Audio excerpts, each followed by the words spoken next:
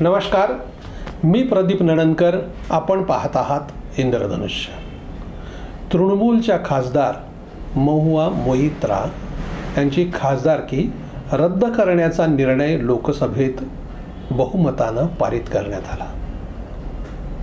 महुआ मोइत्रा यांनी लोकसभेत प्रश्न विचारण्यासाठी पैसे घेतल्याचा त्यांच्यावरती आरोप होता. अनुपालन शिस्त समितीनं त्यांच्या संबंधातला जो अहवाल दिला तो पटलावर मांडण्यात आला आणि त्या अहवालामध्ये त्यांना दोषी ठरवण्यात आलं आणि त्यातून लोकसभेचे अध्यक्ष ओम बिर्ला यांनी त्यांना यापुढे खासदार म्हणून राहता येणार नाही असा निर्णय दिला. विरोधकांनी गदारोळ केला. हा एकूण विरोधकाचा आवाज बंद करण्याचा प्रताप आहे. यापासनं महिला खासदारांना संधी दिली जात नाही अशा अनेक गोष्टी त्याच्यावरती आरोप करण्यात आले. महुआ मोइत्रा यांना तिकडे लोकसभेत बोलू दिलं नाही. मग त्यांनी बाहेर येऊन पत्रकारांशी त्या बोलल्या आणि या सरकारमध्ये 300पेक्षा अधिक भाजपचे खासदार आहेत, परंतु एकही मुस्लिम खासदार नाही. महिलांचा आवाज बंद केला जातोय वगैरे अशा त्यांनी ओरड केली. माझ्या संबंधातला कुठलाही पुरावा नाही आणि पुरावा नसताना देखील मला शिक्षा देण्यात आली, मला बोलण्याची संधी दिली नाही अशी ओरड त्यांनी केली. पण जो निर्णय झाला तो त्याच्या संबंधातला अहवाल प्राप्त झाला आणि त्या परंपरेनुसार यापूर्वी देखील 11 खासदारांना निलंबित करण्यात आलं होतं, तेव्हाही त्यांना बोलू देण्यात संधी दिलेली नव्हती. तीच परंपरा ओम बिर्ला यांनी पाळलेली आहे. आता ह्यात एकूण आरडाओरडा करणं आणि एकूण सरकारच्या पक्षाबद्दल टीका टिप्पणी करणं हा विरोधकाचा अधिकार आहे, सर्वांना तो असतो.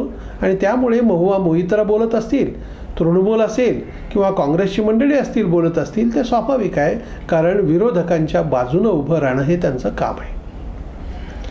दुसरा विषय जो गाजला एकूण देशामध्ये, मल्लिकार्जुन खरगे यांचे चिरंजीव प्रियांक खरगे यांनी कर्नाटकांच्या विधानसभेमध्ये सावरकरांच्या बद्दल त्यांनी जे विधान केलं, सावरकर हे कधी वीर नव्हतेच, मी जर तिकडे असतो तर त्यांची प्रतिमा जी आहे लावलेली ती काढून टाकली असती, असं विधान त्यांनी केलं आणि देशभर सावरकर प्रेमी मंडळींनी त्यांच्या विरोधामध्ये निदर्शनाला सुरुवात केली.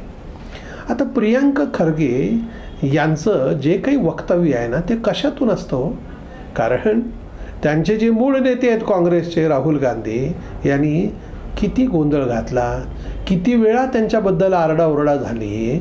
सावरकरांच्या बाबतीत ते अधूनमधून गरळ ओकण्याचं काम करतात. जर राहुल गांधीच असं वागतात तर प्रियांक खरगे हे बोलले तर त्याच्याबद्दल फार आश्चर्य वाटण्याचं कारण नाही आहे. एकदा काय झालं म्हणे की एका गावामध्ये एकाने तक्रार केली, अहो तुमचा मुलगा जो आहे ना तो आमच्या दारासमोर लघवी करतो, हे काही बरोबर नाही, त्याला सांगा वगैरे असं घरी तक्रार करत होते, सांगत होते. पण नंतर असं लक्षात आलं की 2 दिवसानंतर की त्याचे जे वडील आहेत त्या मुलाचे ज्याच्याबद्दल तक्रार केली ना ते वरच्या माडीवरून लघवी करत होते. आता काय बोलणार ना, ज्यांच्याकडे कंप्लेंट करायला गेली तोच जर तसा करत असेल तर काय बोलणार. हे उदाहरण एवढ्यासाठी दिलं की प्रियांक खरगे याचं फार काही चुकलं असं नाही आहे, कारण नेता जसा वागतो ना तसंच कार्यकर्ते वागत असतात. ते राहुल गांधींना किती वेळा माफी मागायची वेळ आली, त्यांना आरडाओरडा झाला, अनेक गोष्टी झाल्या, परंतु तरी त्यांचं बोलणं सुंभ जळाला पण पीड न गेला असं म्हणतात. किंवा आणखीन एक छान म्हण आहे, कुत्र्याचं शेपटी 6 महिने नळीत घातली होती म्हणे, ती सरळ व्हावी, वाकडी आहे म्हणून. 6 महिन्यानंतर ती नळीतून बाहेर काढली, पुन्हा ते शेपूट वाकडं ते वाकडंच. आणि त्यामुळं ह्या लोकांचे मूळ प्रसिद्धीत राहायचं आहे. काही गोष्टी ठरलेल्या आहेत, त्यांना हे सगळं माहिती आहे, तरी देखील आपल्याला हे असं बोलायचं असतं, कारण असं बोललं की प्रसिद्धी मिळत असते. त्यातून ही मंडळी अशी वक्तव्य करत असतात. त्यातलंच वक्तव्य प्रियांक खरगेच आहे, त्याबद्दल आश्चर्य वाटायचं कारण नाही. निवडणुका जवळ आल्या की अशा गोष्टी होत राहतात. काहीतरी प्रत्येकाला निवडणुकीच्या वेळेला असे मुद्दे लोकांच्या समोर मांडावे लागतात आणि ते असे मुद्दे मांडले जातात.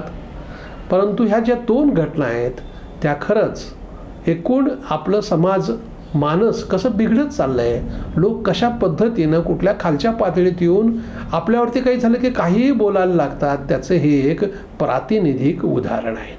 धन्यवाद. आपल्याला हा जर व्हिडिओ आवडला असेल तर तो लाईक करा, फॉरवर्ड करा व सबस्क्राईब करा.